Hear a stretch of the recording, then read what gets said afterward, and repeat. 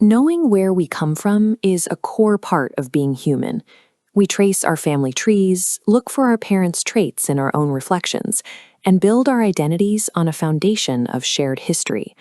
But consider what happens when that foundation simply doesn't exist. Bruce Benefiel, who often goes by Zen, was born in Indiana in the summer of 1957.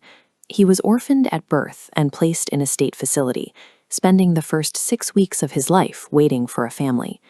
During that time, other children constantly arrived and left with new parents. Zen remained. Even as an infant, this environment left a lasting psychological imprint, a deep, nonverbal sense of abandonment, and a persistent fear of rejection. That early feeling of isolation evolved into an absolute obsession. Without any biological records to ground him, his entire life became a relentless pursuit to answer a single question: who am I? As an adult, Zen decided to finally track down his biological parents. He navigated the bureaucracy, digging into state courts and adoption agencies to find the paper trail of his birth. Every path he took hit a literal dead end. The lawyer who handled his case was dead. The clerk of the court was dead. Even the judge who finalized his adoption had passed away. The final blow came when he tried to access the state-run orphanage's physical archives. The storage area had flooded years prior, destroying everything. His biological history was permanently erased. With his earthly lineage completely gone, Zen found himself unmoored from the usual ways we define ourselves. He was deeply vulnerable, yet this lack of traditional conditioning left his mind uniquely open to other possibilities. Into that void rushed experiences that defied normal explanation. From a very young age, he reported having out-of-body experiences, encounters with otherworldly beings, and hearing an internal guiding voice that helped him navigate his fears. Since the state of Indiana couldn't provide a family tree, Zen expanded his search parameters. He began looking for his heritage not in the court records, but in the cosmos. He still tried to live a standard life. He became a corporate consultant, got married, and raised children. But the surreal phenomena kept bleeding into his daily routine, forcing him to balance suburban fatherhood with intense spiritual and extraterrestrial encounters. A psychiatrist he worked with termed his condition a messy antic complex. It captured the profound isolation of walking through two conflicting realities at the same time: the physical world of bills and boardrooms, and the formless world of cosmic consciousness. Carrying this dual existence took a heavy toll. He tried to explain his experiences to his wife, but the gap in their realities grew too wide, eventually leading to a painful divorce and separation from his kids.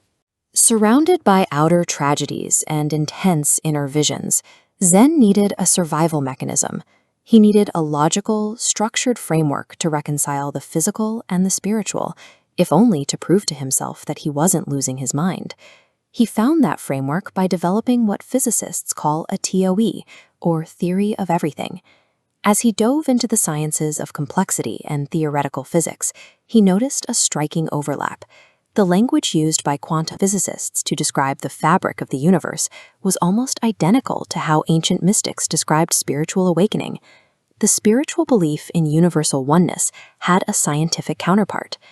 Albert Einstein had famously described quantum entanglement, where particles react to one another across vast distances, as spooky action at a distance. Zen proposed that at these deepest quantum levels, biological identity is irrelevant. If everything is entangled, then all matter and all human beings are part of a non-local, unified field of pure, shareable energy. Fusing science and spirituality finally resolved the search for his origins. By identifying with the cosmic collective, Zen realized that biological records are far less significant than our intrinsic connection to the whole. Zen began to view his personal trials, his feelings of isolation, his search for identity, and his bridging of dimensions, as a microcosm for the entire human race. He theorized that human civilization is essentially an infant. We operate from a place of fear and separation, constantly obsessed with maintaining social pecking orders and fighting perceived enemies. But he also saw that we are approaching an Evo leap. Just as ancient cultures like the Maya described transitioning from a fourth world to a fifth, humanity is currently positioned for an evolutionary jump from isolation into cosmic awareness. Global chaos and division serve as the necessary, painful friction of a species outgrowing its childhood. This unrest precedes the moment humanity finally unites as a planetary family. Entering this new state of awareness requires a specific psychological posture. To find purpose, an individual must voluntarily become vulnerable, shedding the excuses and social masks that limit growth. The work starts inside. Your primary task is to take absolute personal responsibility for aligning the truth you feel in your heart with the actions you take in the real world. When individuals align their actions, it aggregates into something much larger. It takes the vision figures like John Lennon sang about and turns that harmony among people and planet into a physical reality. You don't need a flawless lineage or a trauma-free past to find your place in the universe. Often, the darkest voids in our lives are exactly what compel us to seek the truth, to connect with the cosmos, and ultimately to push the world forward.